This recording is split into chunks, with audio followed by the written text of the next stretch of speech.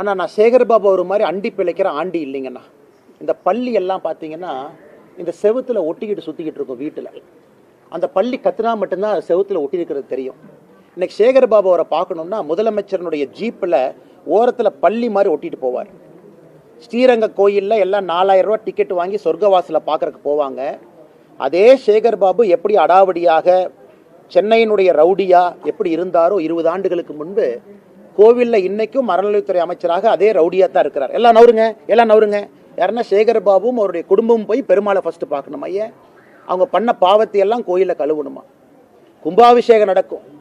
லோக்கலில் யாரோ 5 ரூபா 10 ரூபா 20 ரூபா போட்டு கும்பாபிஷேகம் நடத்துவாங்க. சம்பந்தமே இல்லாத காவி வேட்டியை கட்டிக்கிட்டு பள்ளி மாதிரி மேலே ஒரு ஜீவன் தொத்திக்கிட்டு இருக்கும். அது யாருன்னு பார்த்தா சேகர்பாபு.